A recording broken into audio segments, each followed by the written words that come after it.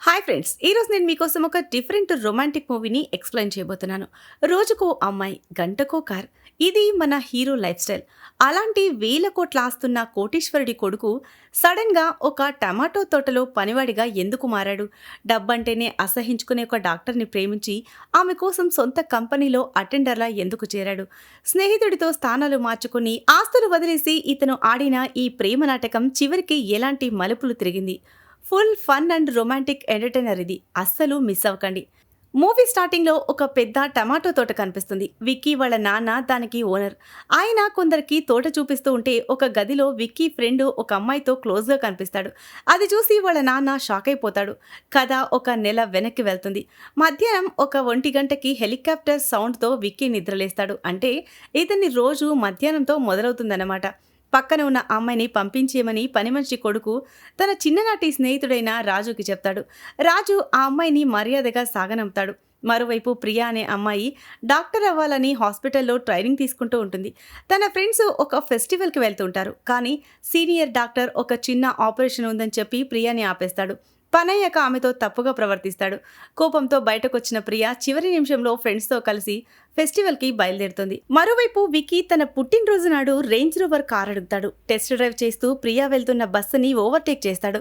పోలీసులు ఆపినా కూడా లేడీ ఆఫీసర్తో మాట్లాడి తప్పించుకుంటాడు. ఎందుకంటే వాళ్ళిద్దరికీ ముందే పరిచయం ఉంటుంది. ఇంటికి వచ్చాక వాళ్ళ నాన్న ఆ కార్ కావాలని అడిగితే కంపెనీలో జాబ్ చేసి సంపాదించుకోమని కండిషన్ పెడతాడు. విక్కీకి ఇష్టం లేకపోయినా ఆఫీస్కి వెళ్తాడు. అక్కడ అసిస్టెంట్ మీనాకి లైన్ వేసి పార్టీకి పిలుస్తాడు. రాత్రి పార్టీలో రాజుకి నచ్చిన అమ్మాయి విక్కీ డబ్బు చూసి అతని దగ్గరకు వస్తుంది. దాంతో రాజు కోపంగా డబ్బు చూసి వచ్చేవాళ్లే తప్ప నేను నిజంగా ప్రేమించే వాళ్ళెవ్వరూ లేరు అని అంటాడు. ఆ మాట విక్కీకి గట్టిగా తగులుతుంది. అది పార్టీలో టమాటో ఫెస్టివల్ జరుగుతుండగా విక్కీ విసిరిన టమాటో పొరపాటున ప్రియాకి తగులుతుంది. అక్కడ కొందరు ఆకతాయిలు ఆమెను ఏడిపిస్తూ ఉంటే విక్కీ వెళ్ళి గొడవ పడతాడు. ఆ గొడవలో విక్కీ ముక్కుకి దెబ్బ తగులుతుంది. ప్రియా డాక్టర్ కాబట్టి పక్కకు తీసుకెళ్లి ట్రీట్మెంట్ చేస్తుంది. విక్కీ తన డబ్బు చూసి కాకుండా మనసు చూసి ఇష్టపడాలని తన పేరు చెప్పకుండా ఆ పక్కనే ఉన్న తోటలో పనివాడినని అబద్ధం చెప్తాడు. ప్రియా కేరింగ్ చూసి విక్కీ ఆమెను ఇష్టపడతాడు. ఇద్దరి మధ్య చిన్నగా ప్రేమ చిగురుస్తుంది. మరుసటి రోజు విక్కీ తన నాన్న దగ్గరికి వెళ్లి కంపెనీలో సామాన్య ఉద్యోగిలా ఇంటర్న్షిప్ చేసి కాంపిటీషన్ ద్వారా జాబ్ సంపాదిస్తానని, దానికోసం సిటీకి వెళ్తానని చెప్తాడు. అంతేకాకుండా తన ఫ్రెండ్ రాజుతో కలిసి ఒక ప్లాన్ వేస్తాడు. అక్కడ వాళ్ళిద్దరూ పేర్లు మార్చుకుంటారు.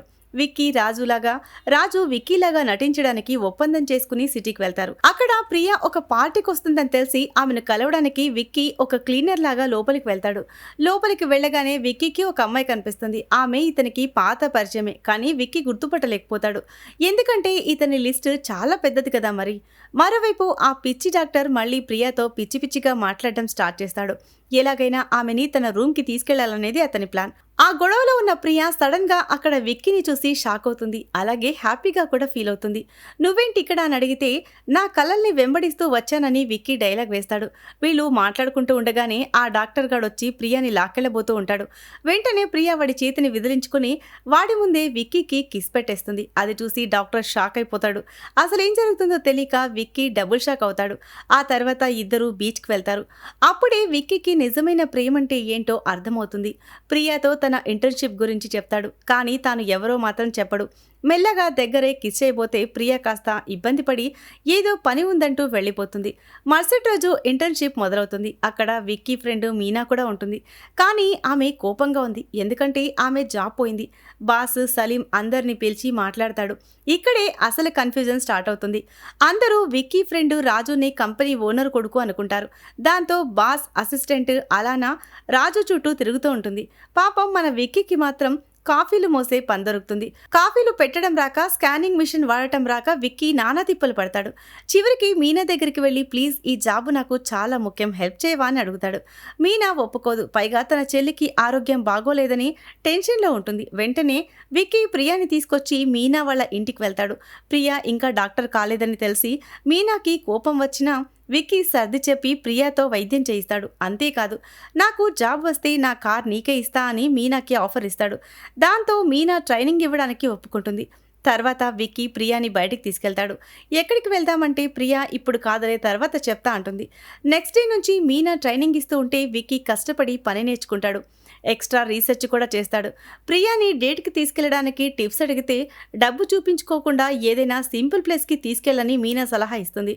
అలాగే డాన్స్ కూడా నేర్పిస్తుంది. ఇక డేట్ రోజు విక్కీ చాలా నార్మల్గా వెళ్తాడు. ప్రియాకి రిచ్ కిడ్స్ అంటే ఇష్టం లేదని తెలిసి జాగ్రత్త పడతాడు. డాన్స్ చేసి మాట్లాడుకున్నాక విక్కీ ప్రపోజ్ చేస్తాడు. ప్రియా కూడా ఓకే చెప్పి ఒక కిస్ ఇచ్చి మీ ఇంటికి వెళ్దామా అని అడుగుతుంది. విక్కీకి టెన్షన్ మొదలవుతుంది. రాజుకి మెసేజ్ చేసి వాచ్మెన్ రూమ్ కీస్ తీసుకుంటాడు. ఆ చిన్న రూమ్ చూసి ప్రియా ఏమీ అనుకోదు. పైగా బాల్కనీలో నిలబడితే సిటీ మొత్తం కనిపిస్తూ ఉంటుంది. అక్కడే ఇద్దరు రొమాంటిక్గా టైం స్పెండ్ చేస్తారు. ఆ బాల్కనీలో వాళ్ళిద్దరూ కలిసి తబిడి చేసి ఎంజాయ్ చేస్తారు. మరుసటి రోజు ఆఫీసులో ప్రజెంటేషన్ ఉంటుంది. విక్కీ, రాజు ఇద్దరూ బాగా చేస్తారు. ఎవరు బెస్ట్ అనేది తర్వాత డిసైడ్ చేస్తామని చెప్తారు. ఆ రాత్రి ప్రియా విక్కీ కోసం ఆఫీస్కి వస్తుంది. అలానా ఆమెను చూసి విక్కీ దగ్గరికి తీసుకెళ్తుంటే విక్కీ, రాజు దాక్కుంటారు. అలానా చూడనే చూస్తుంది. కానీ వాళ్ళెవరో ఆమెకు తెలీదు. రాజుని డిన్నర్కి రమ్మని పిలుస్తుంది అలానా. రాజు ఏదో వంక చెప్పి ఆమెను బయటికి తీసుకెళ్తే విక్కీ వచ్చి ప్రియాని కలుస్తాడు. అప్పటికే కోపంగా ఉన్న ప్రియాని కూల్ చేసి వర్షంలో తడుచుకుంటూ మళ్ళీ ఆ వాచ్మెన్ రూమ్ కి వెళ్తారు. ఇద్దరు కలిసి తబిడి చేసి ఎంజాయ్ చేస్తారు. ఇంకోవైపు అలానా కోసం రాజు వంట చేసి పెడతాడు. అది చూసి అలానా ఫిదా అయిపోతుంది. కేవలం డబ్బున్నవాడే కాకుండా మంచి మనసున్నవాడని రాజుని ఇష్టపడుతుంది. ఇదిలా ఉంటే అర్ధరాత్రి మీనా నుంచి ఫోన్ వస్తుంది. వాళ్ళ చెల్లికి సీరియస్ అని. వెంటనే విక్కీ గుర్రం మీద ప్రియాని ఎక్కించుకుని వెళ్తాడు. ట్రీట్మెంట్ అయ్యాక ఇద్దరు అక్కడే ఉండిపోతారు. అలా వాళ్ళ బంధం బలపడుతుంది. విక్కీ ఆఫీస్లో కూడా చాలా సిన్సియర్గా పనిచేస్తూ ఉంటాడు. రాజు అలానా మధ్య కూడా లవ్ నడుస్తూ ఉంటుంది. ఒకరోజు సడన్ గా విక్కీ వాళ్ళ నాన్న వచ్చి ఇంపార్టెంట్ పని మీద విక్కీని తీసుకెళ్తాడు. అదే రోజు రాత్రి ఇన్వెస్టర్స్ మీటింగ్ ఉంటుంది.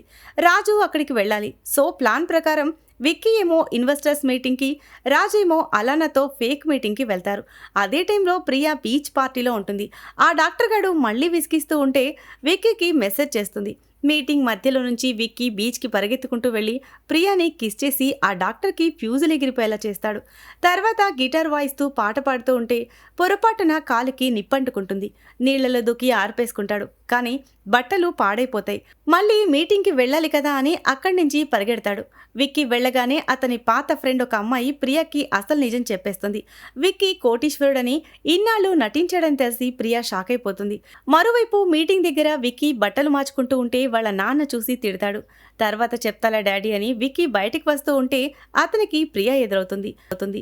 నన్ను మోసం చేశావు కదా అని కోపంగా అరచి వెళ్ళిపోతుంది. ఆ బాధలో విక్కీ కళ్ళు తిరిగి పడిపోతాడు. ఇంకోవైపు ప్రియా వెళ్తూ ఉంటే డాక్టర్ గారు మళ్ళీ అడ్డుపడతాడు. ఈసారి ప్రియా గట్టిగా వార్నింగ్ ఇచ్చి ఫ్రెండ్స్ తో వెళ్ళిపోతుంది. విక్కీని అతని పాత ఫ్రెండ్ లేపుతుంది. సీన్ కట్ చేస్తే స్టార్టింగ్ లో చూసిన టమాటో తోట సీన్ వస్తుంది. రాజు అలానా రొమాన్స్ చేసుకుంటూ విక్కీ వాళ్ళ నాన్నకి దొరికిపోతారు. ఆయనకి కోపం వచ్చి అందరినీ తిడతాడు. విక్కీ బాధపడి ఇల్లు వదిలేసి మీనా దగ్గరికి వెళ్తాడు. కొన్నాళ్లకి ప్రియాని కలవడానికి వెళ్తే ఆమె వినిపించుకోదు. పైగా ట్రైనింగ్ కోసం వేరే ఊరు వెళ్తున్నా అని చెప్పి వెళ్ళిపోతుంది. ఫైనల్ గా కాంపిటీషన్ రిజల్ట్ టైం వస్తుంది. విక్కీ వాళ్ళ నాన్నకి నిజం తెలుస్తుంది. తన కొడుకే బాగా కష్టపడ్డాడని. స్టేజ్ మీద రాజుని పిలిస్తే తాను కాదని చెప్పేస్తాడు. విక్కీని పిలిస్తే ఈ పొజిషన్కి నేను అర్హుడిని కాదు, మీనానే కరెక్ట్ అని చెప్పి తప్పుకుంటాడు. అందరూ షాక్ అయిపోతారు.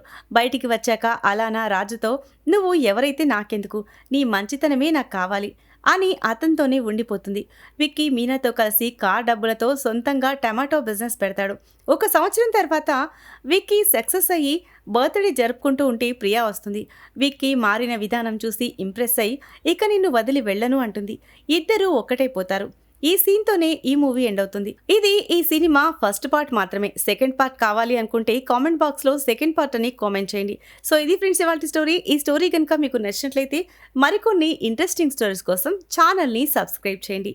Thanks for watching.